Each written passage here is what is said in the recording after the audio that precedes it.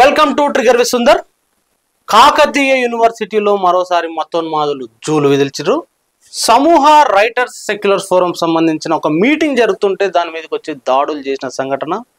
ఒక కేంద్ర సాహిత్య అకాడమీ అవార్డులు తీసుకున్న యువ కిషోరాల మీద దాడి చేశారు. అదేవిధంగా ఇంకో కవి మీద కూడా, ప్రముఖ కవి మీద కూడా దాడి జరిగింది. మరి ఈ నేపథ్యంలో ఇవాళ మనతో పాటు ఉన్నారు మన స్టూడియోలో కేవీపీఎస్ తెలంగాణ కార్యదర్శి స్కైలాబ్ బాబు గారు. ఆయనతో మాట్లాడదాం. నమస్తే అండి. నమస్కారం. ఏంటండి అంటే కేయూలో, వరంగల్లో, తెలంగాణలో ఒక సెక్యులర్ ఫోరం కవులు మీటింగ్ పెట్టుకుంటే వాళ్ళ మీద దాడి జరగడం, అది ఏబీవీపీ, ఆర్ఎస్ఎస్, బీజేపీ వాళ్ళు వెళ్ళి మరీ కొట్టడం ఎట్లా చూడాలి?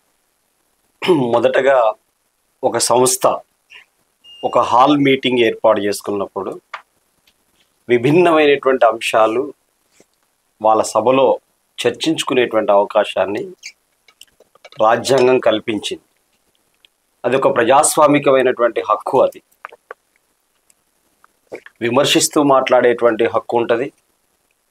భావ ప్రకటన స్వేచ్ఛ ఆధారంగా సమాజంలో జరుగుతున్నటువంటి అంతరాలని, పొరపచ్చాలని ప్రశ్నిస్తూ జరిపేటువంటి సభలు ఉంటాయి, సపోర్టు చేస్తూ జరిపేటువంటి సభలు ఉంటాయి.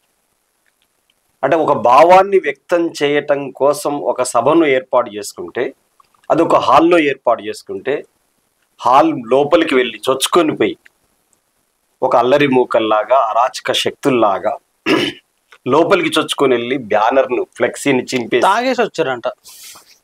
ఆ వార్తలు కూడా వచ్చాయి. అంటే జనరల్ గానే మత ఉన్మాదం ఎక్కితే వచ్చేటువంటి మత్తు చాలా పెద్దది. ఇంకా మద్యం తాగితే వచ్చేటువంటి మత్తు ఈ రెండు డబల్ అయిన తర్వాత సహజంగానే అల్లర్లు సృష్టించడం, అరాచకాలు చేయడం, కాలర్ బట్టి కొట్టడానికి పోవడం, అట్లాగే బ్యానర్ చించేయడం, తోపులాటకి పాల్పడటం, పోలీసుల్ని సైతం లెక్క చేయకుండా ఉన్మాదానికి తెగబడటం అనేటువంటిది ఎందుకు ఇది జరిగింది అని చెప్పేసి అనుకున్నప్పుడు చాలా ముఖ్యమైనటువంటి విషయాన్ని అర్థం చేసుకోవాలి. ఒకటి, రాజ్యాంగంలో ఆర్టికల్ 19 భావ ప్రకటన స్వేచ్ఛ ఉంది. ఆ రాజ్యాంగం మీద మేము కూడా ప్రమాణం చేస్తున్నాము. ఆ రాజ్యాంగాన్ని గౌరవించాల్సిన బాధ్యత భారతీయ పౌరుడిగా నా మీద ఉంటది అనేటువంటిది వాళ్ళు గుర్తెరగట్లేదు. వాళ్ళంటే ఎవరు అని చెప్పేసి అనుకున్నప్పుడు చాలా మంది ఏబీవీపీ దాడి చేసింది అనేటువంటి చర్చనే ప్రారంభిస్తుంది. కాదా? ఏబీవీపీ అనేటువంటిది వాళ్ళ యొక్క విద్యార్థి సమూహం. కానీ ఏబీవీపీ అనేటువంటిది ఒక పిల్ల సంస్థ. కానీ దాని తల్లి సంస్థ ఉన్నటువంటి ఆర్ఎస్ఎస్ కానీ, దాని రాజకీయ రూపంగా ఉన్నటువంటి బీజేపీ కానీ, ఆర్ఎస్ఎస్ వాళ్ళు కూడా నేరుగా పాల్గొన్నారు. ఆర్ఎస్ఎస్ వాళ్ళు పాల్గొన్నారు. బీజేపీ ప్రోద్బలంతో జరిగినటువంటి దాడి. ఎందుకు అక్కడ ఇటీవలి కాలంలో టిఆర్ఎస్ నుంచి బీజేపీలోకి వచ్చినటువంటి అరూరి రమేష్ ఎంపీగా కంటెస్ట్ లోకి వచ్చాడు. కొద్దిమంది యువతను ప్రేరేపిస్తూ విద్వేషాలకి, ఉద్రేక్తతలకు రెచ్చగొట్టేటువంటి ప్రయోగాలు కూడా కొన్ని జరుగుతుంటాయి. డైరెక్ట్ మేము చేసినటువంటి అభివృద్ధికి ఇది మాకు ఓట్లేయండి అని చెప్పేసి అంటే అది చెప్పడానికి ఏం విషయాలు లేవు. కాబట్టి దేన్ని చేయడం ద్వారా మనం ముందు వరుసలోకి పోతాం అనేటువంటి ఒక భావంతో ఇప్పుడు సెక్యులర్ రైటర్స్ ఫోరం ఏదైతే సమూహ సభ ఆదివారం రోజు కాకతీయ యూనివర్సిటీలో పెట్టినప్పుడు, ఆ యూనివర్సిటీలో మాజీ వైస్ ఛాన్సలర్ కూడా ఆ సభలో ఉన్నారు. కాత్యాయని విద్మహే ఉన్నారు. కేంద్ర సాహిత్య యువ పురస్కార అవార్డు గ్రహీతలు 2 ఉన్నారు. వీళ్ళందరినీ టార్గెట్ చేసుకుని అందరినీ, అది ఎస్సీ పార్లమెంటు నియోజకవర్గం వరంగల్, ఎస్సీలందరూ కంటెస్ట్ చేసినటువంటి పరిస్థితి ఉంది. డాక్టర్ పసులూరి రవీందర్ కేంద్ర యువ సాహిత్య అవార్డు గ్రహీత. ఆయన ఒక దళితుడు, ఒక దళిత కవి. ఆయన మీద భౌతికమైనటువంటి దాడికి పాల్పడ్డారు. భౌతిక దాడి కాలర్ బట్టి నెట్టేసి కింద పడేశారు. స్వల్ప గాయాలు కూడా అయినటువంటి పరిస్థితి కూడా ఉంది. ఇది జరుగుతున్నప్పుడు, ఒక దళిత కవి మీద ఈ దాడి జరుగుతున్నప్పుడు, ఒక దళిత పార్లమెంటు రిజర్వ్డ్ స్థానంలో పోటీ చేస్తున్నటువంటి అరూర్ రమేష్ గాని, ఆయన్ని బలపరుస్తూ విస్తృతంగా తిరుగుతున్నటువంటి మందకృష్ణ మాదిగ గాని ఖండించలేదు ఇప్పటివరకు. మందకృష్ణ మాదిగ ఖండించలేదా? మందకృష్ణ మాదిగ జనరల్ గా మాదిగలకు సీట్లు ఇవ్వలేదు, మాదిగలకు సమానమైనటువంటి న్యాయం జరగలేదు అనేటువంటి చర్చ బాగానే పెడుతున్నాడు. అదొక పక్కన పెడితే, నీ కళ్ళ ముందు నువ్వు పుట్టిన గడ్డలోనే జరుగుతున్నటువంటి ఒక సెక్యులర్ రైటర్స్ ఫోరం యొక్క సభ మీద మూకుమ్మడి దాడి చేసి, ఇంకా సబ్ క్యాస్ట్ వారిగా చూసుకుంటే అప్పుడు డాక్టర్ పసునూరి రవీందర్ మాదిగ సామాజిక తరగతికి చెందినటువంటి వాడు. ఈ మాదిగ సామాజిక తరగతికి చెందిన ఒక కవి పైన భౌతిక దాడి జరిగితే ఎందుకు ఖండన చేయలేదు, ఇప్పటి వరకు ఎందుకు ఖండన చేయలేదో మందకృష్ణ మాదిగ జవాబు చెప్పాల్సిన అవసరం ఉంది. మాదిగ సమాజానికి జవాబు చెప్పాలి. మాదిగల పైన దాడులు చేసే మతోన్మాదుల వైపు ఉంటాడా మందకృష్ణ మాదిగ? మాదిగల వైపు ఉంటాడా? దాడులకు గురవుతున్న మాదిగల వైపు ఉంటాడా? దాడులు చేస్తున్న మతోన్మాదుల వైపు ఉంటాడా? ఇది తేల్చుకోవాల్సిన అవసరం ఇప్పుడున్నది. ఈ ఒక్క దాడి గురించి నేను ఇక్కడ ఈ దాడి గురించి ఇంకో విషయం ఏంటంటే, పోలీసులు ఉండగా గతంలో కూడా ఇదే కేయూలో బైరి నరేష్ పైన పోలీసు వాహనంలో దాడి చేసారు. ఇప్పుడు కూడా పోలీసులు ఉన్నప్పుడు పోలీసులను పక్కకు నెట్టేసి, లేకపోతే పోలీసుల ఆధ్వర్యంలోనే, పోలీసుల సమక్షంలోనే వీళ్ళ మీద దాడి జరిగిన సంఘటన మనం వీడియోలలో చూస్తే పోలీసులు అందరూ పక్కనే ఉన్నారు. ఏంది ఇంత విచ్చలవిడితనం వీళ్ళకి అనుకోవాలా, లేకపోతే అక్కడ ఫెయిల్యూర్ పోలీసులు అనుకోవాలా? ఇక్కడ ఒక విషయాన్ని గుర్తెరగాలి. పోలీసులు ఒక మంచి పాత్ర నిర్వహించారు. అక్కడ మొదటగా హాల్లోకి చొచ్చుకొని వచ్చి ఫ్లెక్సీలు చింపుతున్నప్పుడు దాన్ని అడ్డుకొని అరాచక శక్తులందరినీ బయటికి పంపించారు. సభ కొంతవరకు జరిగింది. కానీ ఒక ప్లాన్ ప్రకారంగా ఉద్దేశపూర్వకంగానే కవులు రచయితల మీద దాడులు చేయాలని, దాడులు చేయటమే కాదు కదా, చంపేశారు మేధావుల్ని. చంపేసిన సంస్కృతి ఆర్ఎస్ఎస్ ది, బీజేపీది సంస్కృతి. కల్బుర్గిని చంపారు, ఒక మేధావి, వైస్ ఛాన్సలర్ ఆయన, హంపి విశ్వవిద్యాలయానికి వైస్ ఛాన్సలర్ ఉండేది ప్రొఫెసర్ కల్బుర్గి. దబోల్కర్ ను మేధావిని చంపారు, ఫన్సారిని చంపారు, గౌరీ లంకేష్ ని చంపారు. హత్యలే చేస్తారు, హత్యలు. రైటర్, జర్నలిస్టులు, రైటర్స్, మేధావుల్ని చంపిన సంస్కృతి వాళ్ళది. కాబట్టి ఇక్కడ రైటర్స్ ఫోరం మీటింగ్ జరుగుతుంటే ఆ సభలోకి వచ్చి అల్లరి చేసినప్పుడు పోలీసులు మంచి పాత్ర నిర్వహించి వాళ్ళ హాల్లోకి వెళ్ళి బయటికి గెంటేశారు వాళ్ళని. ఆ తర్వాత కాపుగాసి ఉద్దేశపూర్వకంగానే అందులో ఉపన్యాసం ఏం చేశారో విని, దొంగచాటుగా విని, తర్వాత బయటకు వచ్చినటువంటి మీటింగ్ పూర్తి చేసుకొని బయటకు వచ్చినటువంటి పసునూరి రవీందర్ని, నరేష్ కుమార్ సూఫీని, మెర్సీ మార్గరెట్ని, ముగ్గురిని టార్గెట్ చేసి అటాక్ చేయటం అనేటువంటి జరిగింది. అందువల్ల నేనేం చెప్తున్నా అంటే, కేవలం ఇలా ముగ్గురు మీద దాడే కాదు, దేశవ్యాప్తంగా ఈ దళితుల్లో ప్రశ్నించే చైతన్యం పెరుగుతుంది. బూతులు కూడా తిడుతున్నారు వాళ్ళు. ఒక మహిళ అనేటువంటి చూడకుండా, ఒక మెర్సీనే కాదు, కాత్యాయని విద్మహే, ఒక దాదాపు నాకు తెలిసి 65 నుంచి 70 సంవత్సరాల వృద్ధురాల, ఒక ప్రొఫెసర్ గా, ఒక వైస్ ఛాన్సలర్ గా వచ్చినటువంటి గౌరవప్రదమైనటువంటి వ్యక్తి. ఆమెను, మార్గరెట్ నైతే బూతులు, ఆ బూతులు మనకు రావు, వాళ్ళకే బూతులు వల్లించే సంస్కృతి. ఎవరైనా మాట్లాడితే దాని కింద యూట్యూబ్ లో మాట్లాడిన వాళ్ళ మీద, ఫేస్బుక్ లలో, సోషల్ మీడియాలో మాట్లాడిన వాళ్ళ మీద వాళ్ళు భారత్ మాతాకి జై అంటారు. కానీ అనేక మంది మాట్లాడిన వాళ్ళ తల్లుల్ని తిడుతుంటారు, వాళ్ళ బిడ్డల్ని తిడుతుంటారు, వాళ్ళ చెల్లెల్ని తిడుతుంటారు, వాళ్ళ భార్యల్ని తిడుతుంటారు. అంటే వీళ్ళందరూ మహిళలు కాదు అనేటువంటిది వాళ్ళ దృష్టిలో ఉంటుందో ఏమో తెలియదు. కానీ ఈ కాత్యాయని విద్మహేని తిట్టారు, మెర్సీ మార్గరెట్ అయితే ఇక పచ్చి బూతులు, మన నోటికి రానిటువంటి బూతులు తిట్టినటువంటి పరిస్థితి కూడా ఉంది. సో నేను చెప్పేది ఏంటంటే, కేవలం ఇక్కడ వరంగల్లో జరిగినటువంటి సమూహ రైటర్స్ మీదనే దాడి కాదు. బీజేపీ 2014లో అధికారంలోకి వచ్చినప్పటి నుంచి ఇలాంటి అల్లరి మూకలకి, అరాచక శక్తులకి రెక్కలు వచ్చినాయి. భౌతిక దాడులు చేయడానికి కావలసినటువంటి ఒక ప్రోత్సాహం, ఒక ప్రోద్బలం దొరికింది. ఇట్లాంటి ప్రోద్బలం దొరికింది అంటే బీజేపీ అధికారంలో ఉంది, పార్లమెంటులో అత్యధిక సీట్లను గెలుచుకున్నటువంటి పార్టీగా బీజేపీ ఉండటం వల్ల ఈ దాడులు, దౌర్జన్యాలు అనేవి పెట్టరేగిపోయినాయి. నేను మీ దృష్టికి కొన్ని విషయాలను తీసుకొస్తాను. 2014లో బీజేపీకి అధికారంలోకి రాకుంటే ముందు 40,172 దాడుల సంఘటనలు దళితుల మీద జరిగినాయి. 2023 నాటికి అవి 50,900కు పెరిగినాయి. హత్యలు పెరిగినాయి, అత్యాచారాలు పెరిగినాయి, మహిళల మీద అత్యాచారాలు పెరిగినాయి. అన్ని ఎన్సీఆర్బి లెక్కలు క్లియర్ గా చెప్పినటువంటిది ఏంటంటే 300 రెట్లు దాడులు, దౌర్జన్యాలు దళితుల పైన పెరిగినాయి అనేటువంటిది వచ్చింది. బీజేపీ పాలనలోనే పెరిగినాయి. ప్రత్యేకించి బీజేపీ పాలిత రాష్ట్రాల్లోనే ఈ దాడుల సంస్కృతి అనేటువంటిది బాగా పెరిగింది. ఎలాంటి దాడులు అంటే, ఒక మనిషి ఇంకో మనిషి మీద కొడతంటే అట్ట కొడతాను వేంద్ర పాపం అనేటువంటి పరిస్థితి కూడా ఉంటది. చాలా చోట్ల గ్రామీణ ప్రాంతాల్లో అయ్యో ఆ పిల్లవాడిని కొట్టకురా అని చెప్పేసాను అనేటువంటి పరిస్థితి కూడా ఉంటుంది. కానీ వీళ్ళు చేస్తున్నటువంటి దాడులన్నీ మూక దాడులు, అమానవీయమైనటువంటి దాడులు. అమానవీయమైనటువంటి దాడులు ఎలా ఉంటాయి అని చెప్పడానికి బుల్డోజర్ సర్కార్ అంటే మణిపూర్లో బీజేపీ అధికారంలో ఉంది, ఢిల్లీలో బీజేపీ అధికారంలో ఉంది. 2 మహిళల్ని నగ్నంగా ఊరేగింపు చేయటం అనేటువంటి అట్లాంటి అమానవీయమైనటువంటి సంఘటనను మించినటువంటిది భారతమాత ఘోషిస్తూ కన్నీరు పెట్టింది దేశం అంతా.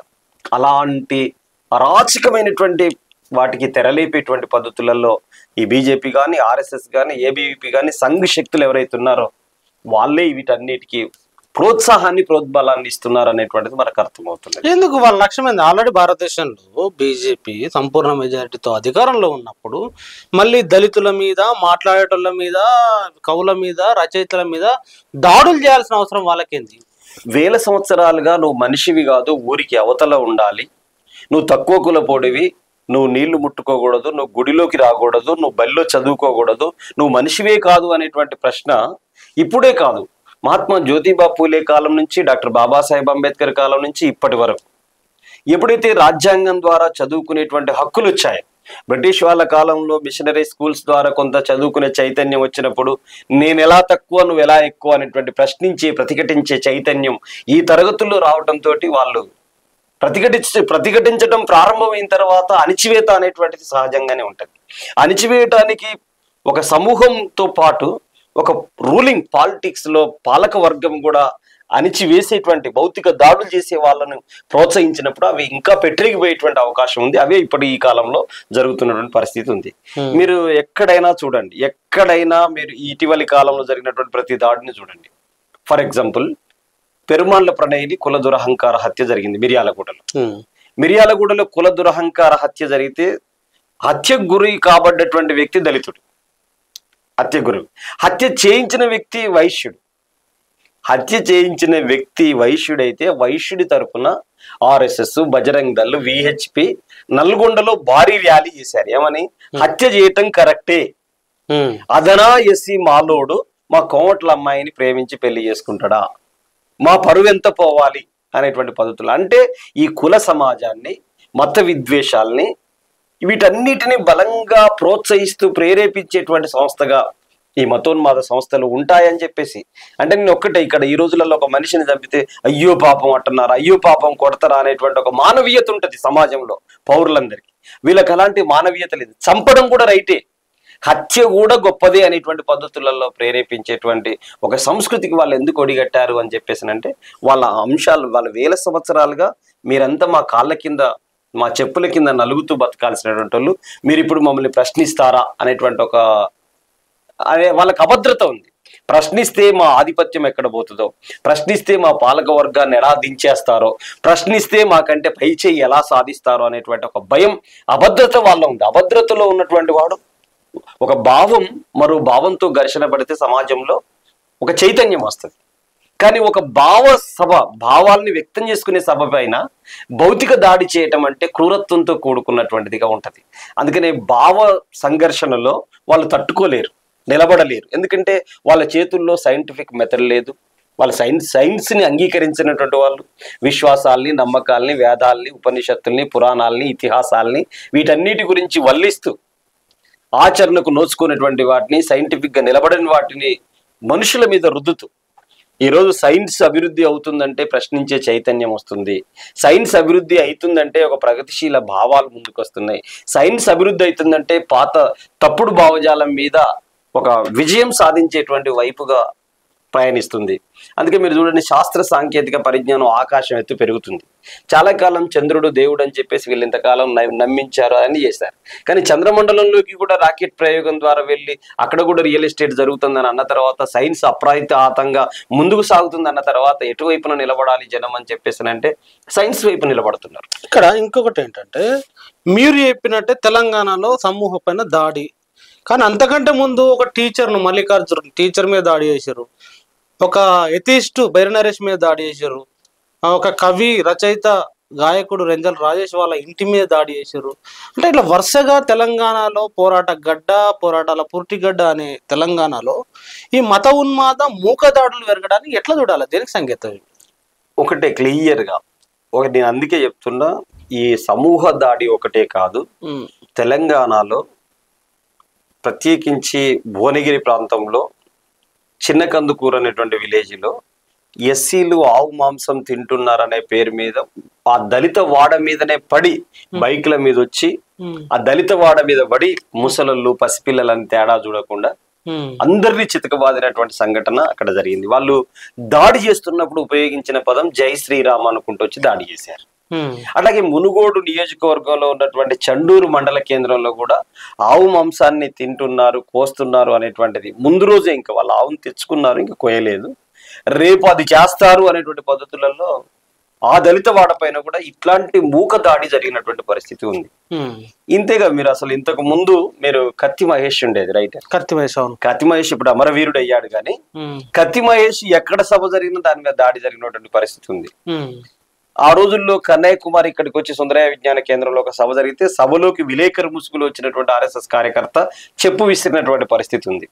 అంటే వాళ్ళు ఎక్కడ కూడా ఒక అసహనం, బయట నుంచి వస్తున్నటువంటి అసంతృప్తిని, ఈ అసంతృప్తిని భౌతిక దాడుల ద్వారా, వేల సంవత్సరాల యొక్క అణిచివేతను ప్రతిఘటించే చైతన్యం పెరుగుతున్న కొద్ది భౌతిక దాడుల ద్వారా, మూక దాడుల ద్వారా అణిచివేయాలని చెప్పేసి వాళ్ళు అనుకుంటున్నారు. కానీ వాటితో అణిచివేయలేకపోతున్నాం అనేటువంటిది వాళ్ళకి ఇప్పటికిప్పుడే రియలైజ్ అవుతున్నటువంటి పరిస్థితి కూడా ఉంది.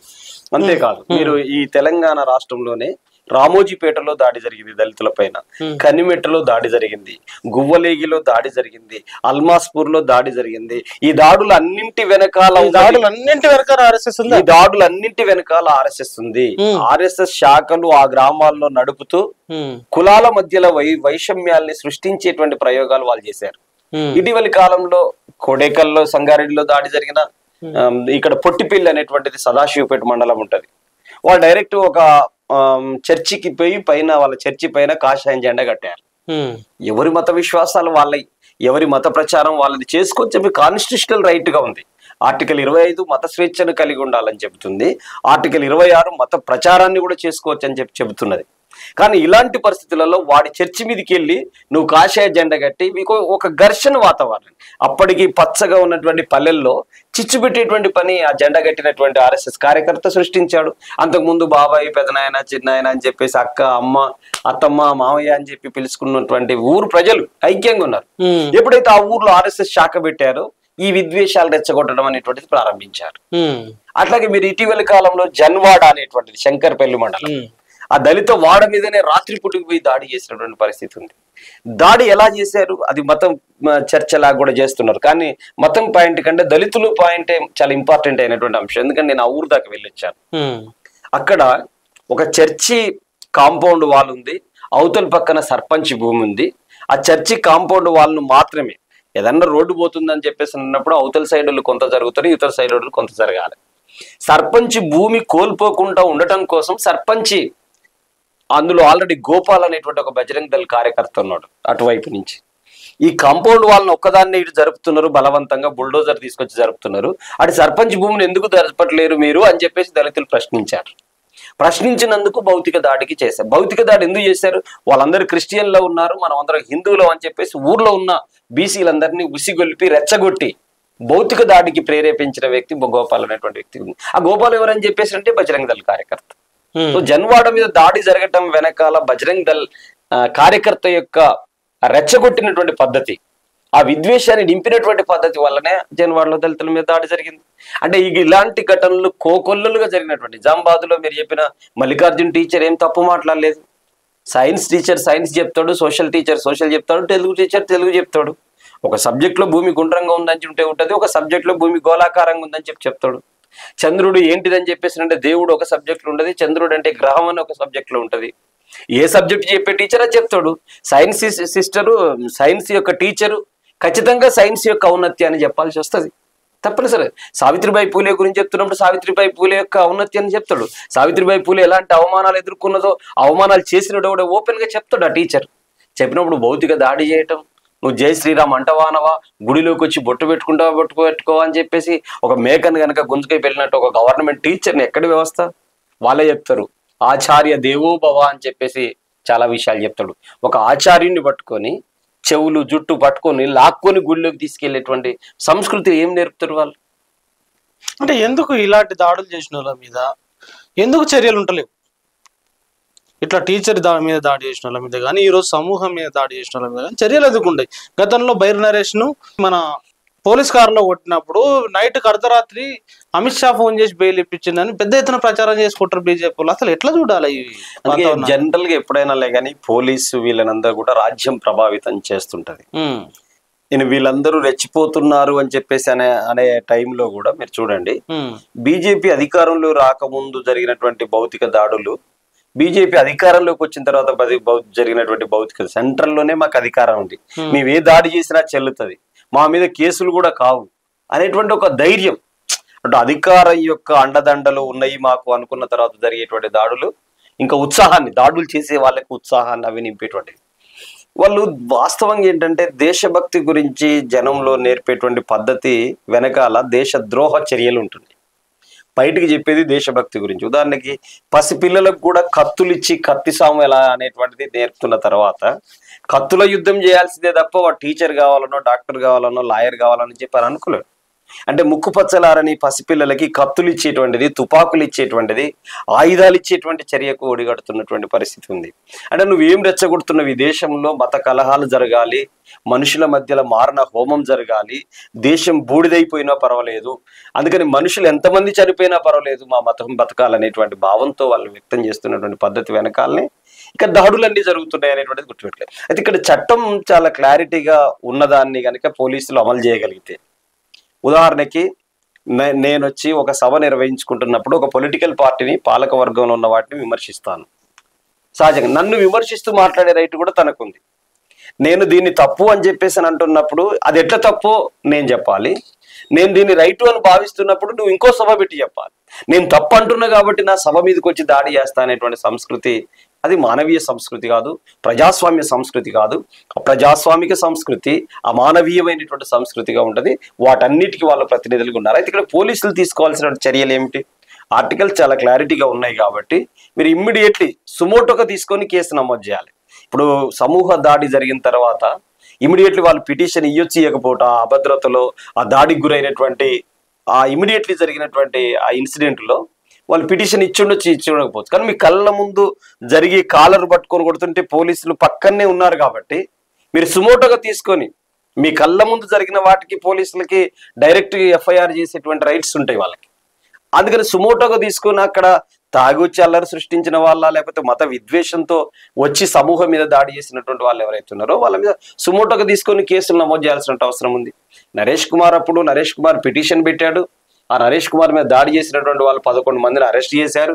అయితే మీరు చెప్పినట్టు అమిత్ షా ఫోను చాలా మంది రావచ్చు. ఇంత ముందు మీకు తెలిసి ఉండాలి, రోహిత్ వేములను సెంట్రల్ యూనివర్సిటీలో అది జరిగిన సందర్భంలో స్మృతి ఇరానీ, బండారు దత్తాత్రేయ, స్మృతి ఇరానీ జోక్యం చేసి కేంద్ర మంత్రి ఆమె జోక్యం చేసుకుంది, బండారు దత్తాత్రేయ, ఎమ్మెల్సీ రామచంద్రరావు, ఇలాంటి వాళ్ళు చివరికి యూనివర్సిటీ వైస్ ఛాన్సలర్, వీళ్ళందరూ నలుగురు మూకుమ్మడిగా కట్టగట్టుకొని యూనివర్సిటీ అధికారాలన్నీ వైస్ ఛాన్సలర్కి ఉంటాయి. ఢిల్లీలో కేంద్ర ప్రభుత్వంలో మంత్రిగా ఉన్నటువంటి ఆమె, ఇక్కడి నుంచి కేంద్ర గవర్నర్ గా ఉన్నటువంటి దత్తాత్రేయ, ఇలాంటి వాళ్ళందరూ జోక్యం చేసుకున్నారు కదా. అంటే ఒక అంబేద్కరిస్ట్ ఆత్మహత్య చేసుకోవటం వెనకాల కేంద్ర మంత్రి దాకా హస్తం ఉందని చెప్పి తేలిపోతుంది. అందుకని ఈ దాడులు అన్నింటి వెనకాల కేంద్రంలో బీజేపీ సర్కార్ యొక్క ప్రోత్సాహం ఉంది. సమూహ దాడి పైన కూడా బీజేపీ ప్రోద్బలంతో జరిగింది అనేటువంటిది మనం స్పష్టంగా అర్థం చేసుకోవడానికి అవకాశం ఉంది. తెలంగాణలో ప్రజాస్వామిక వాతావరణం ఉండాలంటే గతంలో కేసీఆర్ అధికారంలో ఉన్నప్పుడు మిగతా దాడుల గురించి మాట్లాడినాం. ఈరోజు కాంగ్రెస్ను అధికారంలోకి తీసుకొచ్చారు తెలంగాణలో. ఈ మతోన్మాదాన్ని కానీ లేదంటే మిగతా వాటిని ఎదుర్కోవడానికి ఎట్లా ఈ ప్రభుత్వం నమ్మకం నిలబెట్టుకోవాలి, గెలిపించిన వాళ్ళని నమ్మకం నిలబెట్టుకోవాలి, ప్రజాస్వామ్య శక్తుల గొంతులను కాపాడాలి అన్నప్పుడు ఈ ప్రభుత్వం కూడా ఎట్లాంటి కఠిన చర్యలు తీసుకోవాలి, ఏం చేయాలి ఇలాంటి వాళ్ళ పట్ల? ఒకటి, దేశం మత సామరస్య దేశంగా ఉండాలంటే, తెలంగాణ మత సామరస్య రాష్ట్రంగా ఉండాలంటే, సెక్యులర్ విలువల్ని కాపాడేటువంటి రాష్ట్రంగా ఉండాలంటే, చట్టంలో ఏముందో వాటన్నిటిని అమలు చేయటం కోసం ప్రజాస్వామ్య పౌరుల యొక్క ప్రజాస్వామిక హక్కులేంటో వాటన్నిటిని పోలీసులు చిత్తశుద్ధితో అమలు చేయాలి అని చెప్పేసి అంటే ప్రభుత్వం కూడా వాటిపైన జోక్యం చేసుకోవాలి. ఉదాహరణకి సమూహ ఇన్సిడెంట్ జరిగింది, ముఖ్యమంత్రి రేవంత్ రెడ్డి గారు స్పందించాలి దీనిపైన, లేకపోతే హోంమంత్రి గారు స్పందించాలి. ఇప్పటి వరకు స్పందించినట్టు స్పందించలేదు కూడా. గతంలో టీఆర్ఎస్ చేసినటువంటి చారిత్రక తప్పిదాలేకి తెలంగాణ రాష్ట్రంలో వరుస కుల దురహంకార హత్యలు జరుగుతుంటే కూడా ఆ నిందితులు ఎవరైతే ఉన్నారో, హంతకులు ఎవరైతే ఉన్నారో వాళ్ళని పల్లెత్తు మాట వాళ్ళ మీద చిన్నపాటి యాక్షన్ కూడా తీసుకోలేదు. దాని తర్వాత ఒకటి పెరుగుతూ 100 కుల దురహంకార హత్యలు జరిగింది. అట్లనే ఇలాంటి ఘటనలు కూడా వరుసగా జరుగుతున్నప్పుడు ఎందుకు మనం చేయట్లేదు? ఉదాహరణకి ఒక ప్రకృతి కవిగా ఉన్నటువంటి జయరాజ్ మీద ఫోన్ బెదిరింపులకు వచ్చి నేను చంపేస్తాం అట్లా ఇట్లా అని చెప్పేసి అంటే దాన్ని ఖండిస్తూ ఒక సభ పెట్టాల్సి వస్తుంది. చివరి కత్తి మహేష్ ను సాంఘిక బహిష్కరణ చేయాలని చెప్పారు. ఆ తర్వాత ఆయన అమరవీరుడు యాక్సిడెంట్ లో చనిపోయారు. పద్మారావు గారి మీద జరిగింది. చివరికి అదే చెప్పబోతున్నాను. కత్తి పద్మారావు గారు మీరు కారంచేడు ఉద్యమానికి నాయకుడు, చుండూరు ఉద్యమానికి నాయకుడు, భారతదేశంలోనే దళితుల హక్కుల గొంతుక, అది ఒక ఇంటలెక్చువల్ పెద్ద మేధావి. ఆయన మీద కూడా ట్రోల్ చేయటమే కదా, ఆయన మీద దాడి. ఎవ్వరు మాట్లాడిలో వాళ్ళ మీద రాజ్యపరమైనటువంటి వైపు ఒకవైపు, మూకదాడులు మరొక వైపు. ఇది వీళ్ళ సంస్కృతిగా మారింది. హక్కుల కార్యకర్తలు ఉన్నటువంటి సజయ కావచ్చు, దేవి కావచ్చు, సంధ్య కావచ్చు, వీళ్ళ మీద కూడా బూతులు తిట్టడం, అసలు అమ్మనా బూతులు. వాళ్ళకు చెప్పాలంటే వాళ్ళకు మాట్లాడేటువంటి పద్ధతి కూడా తమకు చెల్లి ఉంది, తమకు తల్లి ఉంది అనేటువంటి భావం పక్కన పోయి మరి ఒక మహిళ అంటే భారత్ మాతకి జై అంటున్నాను కదా నేను, అయ్యో ఈమె కూడా మాతే కదా, ఈ మాతను ఎలా అనాలనేటువంటి కనీస సంస్కారం లేకుండా చేసినటువంటిది కూడా మనం చూసాం. ఇక్కడ వీళ్ళ దాడులు చూస్తే ఇటు మహిళలను, యాక్టివిస్టులను, దళితులను, మేధావులను వాళ్ళు దాడి చేయని వాళ్ళు ఎవరు మిగిలినారు కదా. అందుకే ఎవ్వరు మాట్లాడితే వాళ్ళ మీద దాడి చేయడానికి ప్రయత్నం చేస్తున్నారు. నువ్వు మాట్లాడటం ఆపాలి అని చెప్పేసి అంటే అది ఆపటం సాధ్యం. ఏం చేయాలి వీళ్ళందరూ? అందుకే ఏం చేయాలని చెప్పేసి అంటే రాజ్యాంగం మీద రాష్ట్ర ప్రభుత్వమైనా లేకనే రాజ్యాంగబద్ధంగా వ్యవహరించాలి, ప్రజాస్వామిక హక్కుల్ని కాపాడాలి, భావ ప్రకటన స్వేచ్ఛను కాపాడాలి, సభ పెట్టుకునేటువంటి హక్కు కాన్స్టిట్యూషన్ కల్పించింది కాబట్టి ఆ కాన్స్టిట్యూషన్ మీద ప్రమాణం చేసిన రాష్ట్ర ముఖ్యమంత్రి, హోంమంత్రి ఇమ్మీడియట్లీ ఆదేశాలు జారీ చేయాలి. ఇలాంటి ఘటనలు పునరావృతం కాకుండా చూడాలంటే చట్టబద్ధమైనటువంటి చర్యలు తీసుకోవాలి. ఉదాహరణకి ప్రజాస్వామికంగానే వాళ్ళు సభ పెట్టుకుంటున్నారు, అప్రజాస్వామికంగా వచ్చి ఆ సభలు డిస్టర్బ్ చేసినటువంటి వాళ్ళపైన చర్యలు తీసుకుంటే వాళ్ళందరినీ రిమాండ్ చేసి జైల్లో ఉంచితే ఇంకో సందర్భంలో అది జరగకుంటుంటాయి. అరాచక శక్తుల్ని ప్రేరేపిస్తున్నటువంటి వాళ్ళు ఎవరో రాష్ట్ర ప్రజానికానికి తెలియజేయాల్సినటువంటి అవసరం ఉంది. ఉదాహరణకి ఇప్పుడు ఎన్నికలు జరుగుతున్నాయి. ఈ ఎన్నికల్లో వరంగల్లో నేను ఇంతకుముందు చెప్పాను, వరంగల్లో ఈ ఘటన జరిగినప్పుడు ఆ వరంగల్లో బీజేపీ దళితులపైన, కవులపైన, రచయితలపైన దాడులు చేయించేటువంటి సంస్కృతి కలిగింది అనేటువంటి విస్తృతమైనటువంటి ప్రచారంలోకి జనంలోకి తీసుకెళ్లాల్సిన అవసరం ఉంటుంది. జనము చీకొట్టేటువంటి పద్ధతి రావాల్సిన అవసరం ఉంటుంది. ఈ భౌతిక దాడులు ఏందిరా, ఒక మాట్లాడితే కూడా దాడి చేస్తే ఏంట, మాటను ఆపేద్దామా, లేకపోతే మాట్లాడే స్వేచ్ఛను హరించుదామా, ఏంటి మాట్లాడకూడదా, మనం ప్రశ్నించకూడదా, ప్రశ్నను ఎంతకాలం ఆపుతారు అనేటువంటి పద్ధతులలో ఒక ప్రతిఘటన చైతన్యం అనేటువంటిది ప్రజల్లో రావాల్సిన అవసరం ఉంటుంది. చట్టబద్ధమైనటువంటి పద్ధతులలో పోలీస్ యాక్షన్స్ తీసుకోవాలి. పౌర సమాజం కూడా స్పందించాల్సిన అవసరం ఉంటుంది. పౌర సమాజం ఎలా స్పందించాలి? పౌర సమాజం ఈరోజు బీజేపీ, ఆర్ఎస్ఎస్ అనేటువంటిది ఈ సంస్థలు ఏవైతే ఉన్నాయో, ఒక రాజకీయ పార్టీ సంస్థ కావచ్చు, ఇంకోటి మత విద్వేషాలు నింపేటువంటి, దేశభక్తి ముసుగులో దేశ ద్రోహానికి పాల్పడుతున్నదని చెప్పేటువంటి పద్ధతులలో నేను ఇంతకుముందు చెప్పినాను మీకు. ఆర్ఎస్ఎస్ అనేటువంటిది పైకి చెబుతున్న మాట ఒకటి, లోపల చేస్తున్నటువంటి కుట్రల కుతంత్రాలు ఒకటి. పైకి దేశభక్తి గురించి చెబుతున్నట్టుకుంటది, లోపల మాత్రం విద్వేషాలు నింపడమే పనిగా పెట్టుకుంటది. కాబట్టి వీటన్నిటి పట్ల ప్రజల్లో, పౌరుల్లో ఏ చైతన్యం రావాలంటే మన దేశానికి ప్రపంచంలోనే అత్యున్నతమైనటువంటి ఒక ప్రజాస్వామికమైనటువంటి రాజ్యాంగాన్ని ఈ దేశానికి డాక్టర్ బిఆర్ అంబేద్కర్ ఇచ్చాడు. ఈ రాజ్యాంగాన్ని రక్షించుకోవాలి అంటే ఈ దేశంలో రాజ్యాంగం గెలిచేటువంటి వైపు ఉండాలా, లేదంటే బీజేపీ గెలిచే వైపు ఉండాలి? ఇప్పుడు రాజ్యాంగమే గెలవాలి, బీజేపీ తప్పనిసరిగా ఓడిపోవాలనేటువంటి భావం పౌర సమాజంలో రావాలి. బీజేపీ ఉంటే, ఇప్పుడు బీజేపీ అధికారంలో లేకుంటేనే ఇన్ని రకాల దాడులు జరుగుతాయి. తెలంగాణలోనే జరుగుతున్నాయి. తెలంగాణలో బీజేపీ సీట్లు పెరిగినా, ఓట్లు పెరిగినా దళితుల్ని ఎంత టార్గెట్ చేస్తారు, ఎన్ని దాడులు చేస్తారు. బీజేపీ పాలిత రాష్ట్రాల్లో హత్రాసులో జరిగింది, ఉన్నావులో జరిగింది, గుజరాత్ ఊనాలో జరిగినటువంటి ఇట్లాంటి ఘటనలు, వ్యక్తులుగా జరిగినటువంటిది, సమూహాల మీద దాడి జరిగినటువంటి వీటన్నిటిని పరిశీలిస్తే తెలంగాణలో గనక బీజేపీ శక్తి పెరిగితే ఎంత నష్టం. ఈ తెలంగాణ అనేటువంటి దానికి ఒక ప్రత్యేక ప్రాధాన్యత కలిగినటువంటి రాష్ట్రం. వీర తెలంగాణ రైతాంగ సాయుధ పోరాటం నడిచినటువంటి గడ్డ ఇది. ఈ గడ్డలో మత సామరస్యానికి ప్రతీక తెలంగాణ రాష్ట్రం. తెలంగాణలో మీరు చూస్తారు, గ్రామీణ ప్రాంతాల్లో దూదేకులు అనేటువంటి ఒక క్యాస్ట్ ఉంటుంది. వాళ్ళు రంజాన్ పండుగ సందర్భంగా గుండం పెడతారు, గుండం పీర్ల పండుగ అని చెప్పి. ఆ పీర్ల పండుగ దగ్గర అందరు కలిసి బాబాయి సిచ్చా అనుకుంటా మొత్తం రౌండ్ చుట్టూ తిరుగుతాడు. అసైదుల ఆరతి, కాళ్ళ గజ్జల గమ్మతి అని అసైదులా ఆడతారు. యాకసవన నువ్వు మొక్కుతుంటారు, యాకసవన దేవుడు అని, యాకూబ్ అని ఎంతో మంది హిందువుల పేర్లు ఉంటది, కాసిం, కిషన్, ఇట్లాంటి ఎన్ని పేర్లు ఇన్ని పేర్లు పెట్టుకొని బ్రతుకుతున్నటువంటి సంస్కృతి, ఇక్కడ జీవన విధానంలో కలిసినటువంటి సంస్కృతిని చెల్లా చెదురు చేయాలనేటువంటి ఒక తప్పుడు సంస్కృతి వస్తుంది. అన్న, అక్క, తల్లి, చెల్లి. నేను ఆదిలాబాదులో ఒక హిందూ తల్లి చనిపోయింది, కొడుకులు పెట్టకపోతే ఆమె శవం పురుగులు పడుతూ, ఒక శవం కొంతకాలం శవాన్ని పడేసిపోతే అక్కడ ఉన్నటువంటి ముస్లింలు మూతులకు గుడ్డలు కట్టుకొని కరోనా టైం వాళ్ళు ఆ శవాన్ని దహనం చేసేటువంటి పని వాళ్ళు చేసేటువంటి పరిస్థితి ఉంది. ఇప్పుడు మీరు చూడండి, రంజాన్ పండగకి చాలా మంది హిందువులు వాళ్ళ ఇళ్ళకి పోయి సేమియాలు తాగొచ్చి షీర్కుర్మా తాగేటువంటి సంస్కృతి ఇక్కడ ఈ సంస్కృతిలో అంతర్భాగంగా ఉంది. ఇక్కడున్న ముస్లింలు ఇక్కడే తాతల తండ్రుల కాలం బతుకుతున్నటువంటి వారిని మీరు పాకిస్తాన్లనో లేదా ఇంకోటనో వాళ్ళ మీద దాడులకు ఉసిగొలుపుతున్నారు. ఉసిగొలుపుటకు వాళ్ళు శత్రు శిబిరంలో చూస్తున్నారు. మనం అంతా హిందువులం అంటున్నారు, వాళ్ళందరూ ముస్లింలం అని చెప్పేసి చెబుతున్నటువంటి పరిస్థితి. పొద్దున కూడా ఒక మిత్రుడు నాతో చర్చించాడు. నేను హిందూగా పుట్టాను కాబట్టి బీజేపీకి ఓటేస్తా అని చెప్పేసానంటే, ఈ దేశంలో ఏ హిందువులు అనేటువంటిదే పాయింట్ అని నేను అడిగా.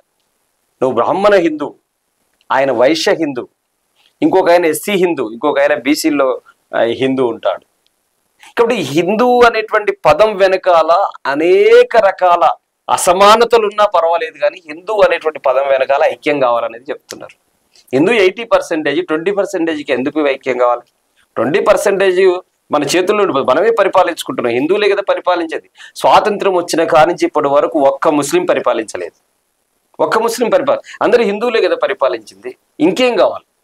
కాదు, హిందూ మతం ఉండటం వల్ల ఎవరికి ప్రమాదం లేదు. తెలంగాణలో కానీ భారతదేశంలో కానీ తరతరాలు ఉంది మత స్వేచ్ఛ.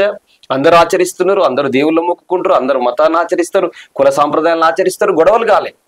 ఎక్కడొస్తున్న ఈ సమస్య అని చెప్పేసి అంటే, హిందుత్వ రాష్ట్ర సాధన అనేటువంటి లక్ష్యం పెట్టుకొని ముస్లింని ఖతం చేసేయాలి, క్రైస్తవుల్ని ఖతం చేసేయాలి, దళితుల్ని ఖతం చేసేయాలి, అంబేద్కర్ ఆలోచనలు ఉండకూడదు, పూలే ఆలోచనలు ఉండకూడదు అనేటువంటి ఒక బుద్ధి ఏదైతుందో, ఆ బుద్ధి, ఆ జ్ఞానం అనేటువంటిది, ఆ అజ్ఞానం మెదడుకి ఎక్కించేటువంటి పని ఇవాళ ఒక ఉద్దేశపూర్వకంగానే ఆర్ఎస్ఎస్, బీజేపీ, విహెచ్పి వాళ్ళ మెదళ్ళను కలుషితం చేస్తుంది. ఈ సొసైటీ ఎట్లా అలర్ట్ ఉండాలి?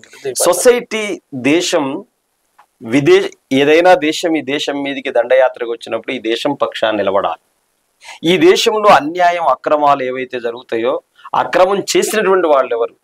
నేను అదే చెప్తున్నా. ఒక పౌరుడికి నేను ఒక మనిషిని నిలబెట్టి మాట్లాడి, పొద్దస్తమానం ఆయన హిందూ హిందూ హిందూ హిందూ అని చెప్పేసి బొట్టు పెట్టి భజన చేసి రకరకాల మాటలు చెప్తున్నాడు.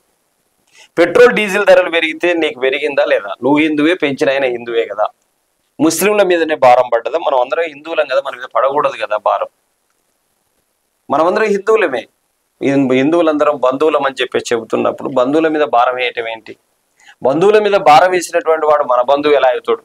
బంధువుల్ని ప్రేమగా చూసుకోవాలి కదా. ఈ దేశంలో ఉన్న 80% మంది హిందువుల్ని ప్రేమగా చూసుకునేది పోయి హిందువులందరి మీదనే భారాలు వేసేటువంటి పని ఎందుకు చేస్తున్నాడు? జిఎస్టీ భారం హిందువుల మీదనే ఎందుకు వేసినావు? నోట్బందీ చేసినప్పుడు 100 మందిని పొట్టను ఎందుకు పెట్టుకున్నావు? 15 లక్షల రూపాయలు తీసుకొని జన్ధన్ ఖాతాలు వేస్తారని ఎందుకు ఇవ్వలేదు నువ్వు? ఏటా 2 కోట్ల ఉద్యోగాలు ఇస్తారని ఎందుకు ఇవ్వలేదు? హిందువులే కదా 80 మంది. 2 కోట్ల ఉద్యోగాలు ఇస్తే నువ్వు ఎంత వస్తుంది? వాళ్ళు 20 పోతే ఎంత వస్తుంది? 160 వస్తుంది. 20 పోతే 40 పోతే 160 వస్తుంది కదా. 160 మందికి ఇస్తే వాళ్ళకి 40కి పోయేది, మొత్తం పోతే వాళ్ళకి 40 పోతాయి. మా 160 మందికి ఉద్యోగాలు ఎందుకు ఇలా? మేము హిందువులమే, నువ్వు హిందువే. హిందువులకు ఉద్యోగాలు ఇవ్వవు, హిందువుల మీద దాడులు చేస్తావు. పైగా అందుకనే బీజేపీ అధికారంలో ఉన్న దాని ఫలితం ఎక్కువ ఏం జరుగుతుంది అంటే, మైనార్టీల మీద దాడులే కాదు, మెజారిటీ హిందువుల మీద దాడి చేయటమే వాళ్ళ సిద్ధాంతం. అంతే కదా. ఇప్పుడు మీరు చూడండి, పెట్రోల్ ధర పెరిగితే మేజర్గా ఎవరికి పెరుగుద్ది? 80% ఉన్న వాళ్ళకి మేజర్గా పెరుగుతుందా? 20% ఉన్న వాళ్ళకి పెరుగుతుందా? గ్యాస్ ధర పెరిగింది, 460 రూపాయలు ఉండే, ఇప్పుడు హిందువుల మీదనే కదా పెరిగింది. 1200కు పెంచావు. ఇప్పుడు ఎన్నికలు వచ్చినాయని చెప్పి దాన్ని 900కు కుదించావు. అంటే 300 తగ్గించుకుంటూ 100, 150 తగ్గించుకుంటూ అనుకొచ్చావు. డీజిల్ ధర పెరిగింది. నిత్యావసర సరుకుల ధరలన్నీ ఎవరి మీద పెరిగినాయి? ఓకే, అంబానీ అనేటువంటి వ్యక్తి హిందువే, అదానీ హిందువే. ఈ ఊర్లో అడక తినేటువంటి పేదవాడు కూడా హిందువుగానే ఉన్నాడు. ఈ పేదవాడు ఇటునే ఉండాలని, ఆదాని అటునే ఉండాలని చెప్పే సిద్ధాంతం ఏ హిందువులకు మేలు చేసేది? అడక తినే హిందువులకు మేలు చేసే సిద్ధాంతం మీద ఉందా? 100కి 80% ఉన్నటువంటి పేదలకు ఉన్నటువంటి వాళ్ళకు పక్షాన మీద ఉందా? అందుకని మీరు చెప్తున్నటువంటి ఎలక్టోరల్ బాండ్స్ లో డబ్బులు తీసుకున్నటువంటిది ఎవరి వైపునుంది? ఎవరు ఎంత తీసుకున్నారు పర్సెంటేజ్? ఈ లెక్కలను తీస్తే ఎవరి కొద్దిమంది ప్రయోజనాల కోసం మీరు నిలబడ్డ వాళ్ళు తప్ప మెజారిటీ హిందువులకు ద్రోహం చేసేటువంటి వాళ్ళు. బీజేపీ ఎప్పుడు కూడా తన సిద్ధాంత రీత్యా కానీ మెజారిటీ హిందువులకు ద్రోహం చేయటం అనేటువంటిది దాని లక్ష్యం.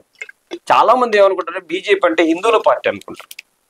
ఒక దళితుడిని పెట్టి అక్కడ ఇది దళితుల పార్టీ లాగా చూపించడం, ఒక బీసీని పెట్టి ఇది బీసీల పార్టీ లాగా చూపించేటువంటి పని చేస్తాడు, కానీ బీసీలకు ద్రోహం చేస్తాడు. చిన్న ఎగ్జాంపుల్ చెప్తాను. నరేంద్ర మోడీ గారు గాండ్లా అనేటువంటి క్యాస్ట్ కు సంబంధించినటువంటి వ్యక్తి, ఇది గుజరాత్ లో. గాండ్లో ఇంతకు ముందు ఓసీల్లో ఉన్నదాన్ని ఆయన ముఖ్యమంత్రి అయిన తర్వాత దాన్ని బీసీకి కన్వర్ట్ చేసుకున్నాడు. ఇప్పుడు ఓబీసీగా చలామణి అవుతున్నాడు.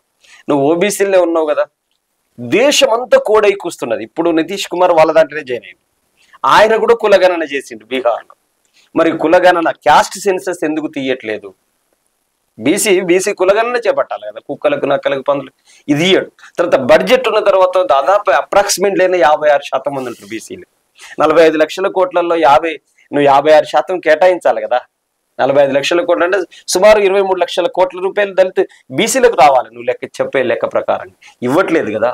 చట్టసభల్లో బీసీలకు రిజర్వేషన్ లేవని చెప్పి బీసీలు అడుగుతున్నారు, ఎందుకు లేవు అంటే దరేంద్ర మోడీ బీసీ బొమ్మ, ఆయన ఆలోచనలు, ఆయన ఆచరణ అంతా కూడా బ్రాహ్మణీయ మనస్తత్వం కలిగి ఉంటది అనేటువంటిది అర్థమవుతున్నది.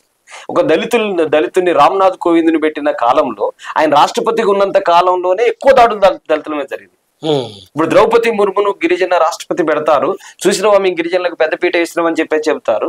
ఈ దేశంలో గిరిజనుల పైన ఇప్పుడు జరిగిన దాడులు ఎప్పుడు జరగలేదు. అందుకనే మణిపూర్ లో జరిగింది గిరిజన బిడ్డల పైన నగ్నంగా ఊరేగించేసింది. నేను చెప్పదలుచుకుంది ఏమిటంటే, ఈ దాడులు దౌర్జన్యాలు జరిగినప్పుడు పౌర సమాజం అలర్ట్గా ఉండాలి. ఏది న్యాయం, ఏది అన్యాయం, ఎందుకు ఈ హింసకు తెరలేపుతున్నారు, అభివృద్ధి గురించి చెప్పలేనటువంటి వాళ్ళు హింస ద్వారా మెజారిటీ మైనార్టీ అనేటువంటి ముక్కలు చేయాలని చెప్పేటువంటి భావంతో ఈ హింసను ప్రేరేపిస్తున్నారు. దీని పట్ల పౌర సమాజం అప్రమత్తంగా ఉండాలి, న్యాయం వైపు ఉండాలి, మత సామరస్యం వైపు ఉండాలి, సెక్యులర్ భావాల వైపు ఉండాలి. ఈ అరాచక శక్తుల యొక్క అల్లరి మూకల యొక్క ఆట కట్టించాలి. ఆట కట్టించాలంటే వీళ్ళ ప్రాణం ఎవరి చేతుల్లో ఉంది అని చెప్పేసినంటే అధికారంలో బీజేపీ ఉంది కాబట్టి ఈ దాడులు జరుగుతున్నాయి. కాబట్టి బీజేపీని అధికారం నుంచి దూరం చేయగలగాల్సిన అవసరం ఉంది. అప్పుడు కూడా తగ్గుతాయని చెప్పేసినంటే గ్యారెంటీ లేదు. ఎందుకంటే వీళ్ళ జెనెటిక్స్ లోనే అల్లరి ఉంటుంది, ఇలా జెనెటిక్స్ లోనే విద్వేషాలు ఉంటాయి, వీళ్ళ జెనెటిక్స్ లోనే విధ్వంసాలు. ఆర్ఎస్ఎస్, బీజేపీ వీళ్ళ ఉద్దేశాల్లోనే అవి ఉంటాయి. కాబట్టి ఇవి జెనెటిక్స్ లో ఉన్నాయి కాబట్టి అంత ఈజీగా జెనెటిక్స్. అందుకనే వేళ్ళ నుంచి పెకిలించాలి. ఒక చెట్టును కొమ్మని నరికితే అధికారం నుంచి దూరం చేయటం అనేటువంటిది అది ఎదగకుండా ఆపగలగొచ్చు, కానీ దాన్ని వేళ్ల కానించి పెరుగుతూ ఉంటుంది తాత్కాలికంగా. అందుకనే మట్టి లోపలికి తవ్వాలి, తవ్వి వేరు పునాదిలోకి వెళ్ళి పెకిలించాల్సిన అవసరం ఉంటుంది. అందుకని ఈ దేశంలో ప్రగతిశీల భావాలు అడ్వాన్స్ కావాలి, లౌకిక భావాలు అడ్వాన్స్ కావాలి, మత సామరస్య భావాలు అడ్వాన్స్ కావాలి. ఇవి అయిన రోజు పౌర సమాజం వీటన్నిటి వైపు నిలబడాల్సిన అవసరం ఉంటుంది అనేటువంటిది. ఇప్పుడు ఎన్నికలు వచ్చినాయి, మరి ఎన్నికల సందర్భంగా ప్రతి ఊరికి వస్తున్నారు ఇదే బీజేపీ వాళ్ళు, ఇదే ఆర్ఎస్ఎస్ వాళ్ళు ఓటేయమని. జనం ఏం చేయాలి ఈ సందర్భం? మరి జనం అడుగడుగున బీజేపీని అడ్డుకోవాల్సిన అవసరం ఉంది. దాడుల సంస్కృతికి తెరలేపేటువంటి వాళ్ళు, మెజారిటీ ప్రజలకు ఉన్నటువంటి ఎస్సీ, ఎస్టీ, బీసీ మైనార్టీల మీద దాడులు చేసేటువంటి వాళ్ళు మనకు అవసరమా? వాళ్ళు అధికారంలో ఉంటే, అధికారంలో లేనప్పుడే మన మీద గిన్ని దాడులు జరుగుతూ ఉంటే, బీసీల పైన, ఎస్సీ ఎస్టీల పైన, మైనార్టీల పైన, మహిళల పైన గిన్ని దాడులు జరుగుతుంటే, రేపు అధికారం వస్తే, పార్లమెంటు సభ్యులుగా గెలిస్తే మరిన్ని దాడులు జరిగేటువంటి ప్రమాదం ఉంటుంది. అందుకనే మొన్న సమూహ రైటర్స్ ఫోరం మీద, సభ మీద, మాదిగల మీద, అక్కడ ఉన్నటువంటి మాదిగ కవుల మీద దాడి జరిగింది. కాబట్టి అక్కడ పోటీ చేస్తున్నటువంటి అరూర్ రమేష్ ఉన్నాడు. ఆ ఊర్లలో తిరుగుతున్నప్పుడే ఈ వరంగల్ సమూహ దాడి పైన, మాదిగ కవి పైన ఎందుకు దాడి చేశారు, మీరు ఈ ఊర్లోకి వచ్చే నైతిక హక్కు లేదనేటువంటి పద్ధతులలో అడ్డుకోవాలి, చైతన్యం ప్రదర్శించాలి, నిలదీయాల్సిన అవసరం ఉంది. అట్లా నిలదీయగలిగితే, ప్రజలందరూ చైతన్యయుతంగా అడ్డుకోగలిగితే ఆ దాడులు వాటన్నిటి నుంచి వాళ్ళు వెనక్కి తగ్గడానికి అవకాశం ఉంటుంది. అంతేకాదు, వాళ్ళ చైతన్యం ఎక్కడ దాకా పోవాలని చెప్పేసానంటే, రేపు ఎన్నికల్లో అడ్డుకోవటం, చైతన్యాన్ని ప్రదర్శించడంతో పాటు ఓటు చైతన్యం ద్వారా వాళ్ళని ఎండగట్టేటువంటి పద్ధతులలో, తిరస్కరించేటువంటి పద్ధతుల్లో, అధికారానికి దూరం చేసేటువంటి పద్ధతులలో ఓటు చైతన్యాన్ని కూడా ప్రదర్శించాలి. కొంతమంది చాలా సందర్భాల్లో చెబుతున్నారు. ఉదాహరణకి మందకృష్ణ మాదిగున్నాడు, ఆయన ఏం చెప్తున్నాడు అని చెప్పేసానంటే, బీజేపీకి మీరు ఏ పార్టీలో ఉన్నా ఓటేయండి, మీ పార్టీలలో మీరు ఉండండి, కానీ బీజేపీకి ఓటేయండి అని చెప్పి ఆయన మాట్లాడుతున్నాడు. కానీ ఇటీవలి కాలంలో దళితుల మీద, మాదిగల మీద దాడులు జరుగుతున్నాయి అన్ని కూడా ఆయన ప్రత్యక్షంగా చూస్తున్నాడు, ప్రేక్షక పాత్ర వహిస్తున్నాడు. మాదిగల మీద దాడులకు పాల్పడుతున్న మతోన్వాదుల వైపు ఉంటాడా మందకృష్ణ మాదిగ? దాడులకు గురవుతున్నటువంటి మాదిగల వైపు ఉంటాడా?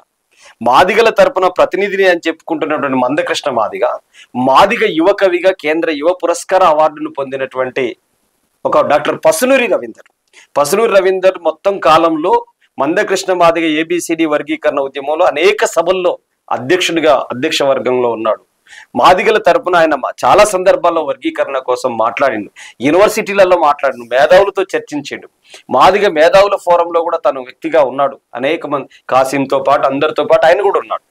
నీ మాదిగ తరపున నీ ఏబిసిడి వర్గీకరణ బలపరిచిన వ్యక్తిగా ఆయన మీద నువ్వు అవకాశవాదంతో రాజకీయంగా బలపరుస్తున్నటువంటి బీజేపీ, ఆర్ఎస్ఎస్, ఏబీవీపీ ఆయన మీద దాడి జరిగితే నువ్వు మౌనవ్రతం పాటించటం ఏమిటి?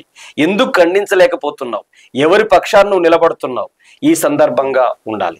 పైగా మందకృష్ణ మాదిగ ఇవాళ మేకల్ని డాక్టర్ బాబాసాహెబ్ అంబేద్కర్ అదే చెప్తుంటాడు, చాలా క్లారిటీగా చెప్తాడు. పులుల్ని సింహాల్ని బలి ఇవ్వలేరు, బలి తీసుకుంటుంది అదే. దసరా పండుగ రోజు యాటను నరుకుతారు తీసుకెళ్ళి, కానీ ఒక పులినో సింహాన్ని పట్టుకొచ్చి నరకమనండి చూద్దాం సాధ్యమైందో?